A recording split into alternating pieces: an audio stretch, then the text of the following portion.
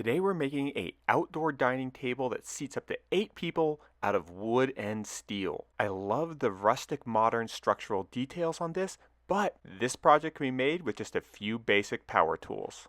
I'm going to start by cutting my cedar 2x6s to length. No compound miter saw needed here. I'm just going to use my circular saw, guided by my Kreg portable crosscut. I sanded the pieces with my Orbital Sander, starting with 150 grit and working my way up to 220 grit. This table is 7 feet long, and I wanted some reinforcement on the underside. I ripped one of the 2x6s down the center. I didn't need a table saw for this. I just used my Kreg clamps to clamp a straight edge and then ran my circular saw down the length. There's going to be 3 cross supports, which are just going to be flat 2x6s. So I cut notches out of these long stretchers using my jigsaw. I measured about 1.5 inches in from the ends of the stretcher and then just cut some 45-degree angles just to give them a nice tapered look. I'm going for a look that's rustic but not too chunky, so when I cut the cross supports, I set the blade on my circular saw to about a 30-degree angle and then once again use my portable crosscut to guide it. The Kreg 720 Pro pocket hole jig is my favorite pocket hole jig for large projects like this. I can just plug in my shop vac, clamp it down to my tabletop, and crank out those pocket holes. For the center boards, I'm drilling pocket holes in both directions, and then for the boards on the end, just in one direction. Now if you're on a tight budget, this smaller Kreg 310 pocket hole jig is a great addition to your basic power tools.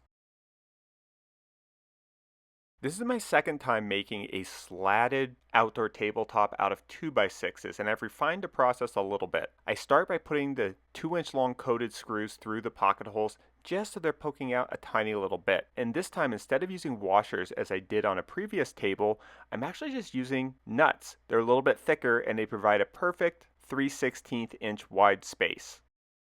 I'm just driving the screws through the center of the nut and into the board on the other side. With these screws alone, this tabletop is quite sturdy, but it's still going to be nice having that extra layer of support underneath it. One of the things I really like about this design is that you don't need big, expensive clamps to pull the tabletop together. I'm actually letting the screws through the pocket holes do a lot of the work, and I just have to hold them down flat to my surface. I placed the cross supports and the stretchers and centered them on the underside of the tabletop. Now all I have to do is drive these coated screws through the supports and into the underside of the tabletop.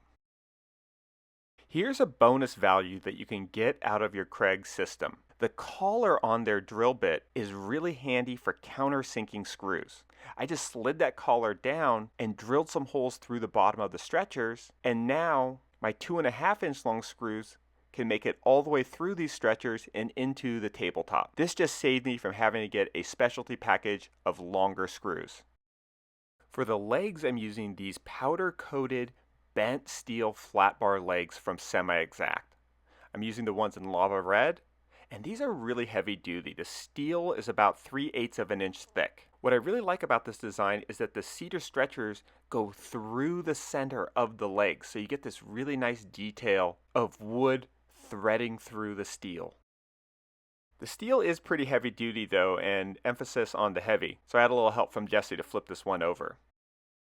I used microfiber rags to remove all of the sawdust, and then I sealed the wood with a penetrating oil that I got off of Amazon.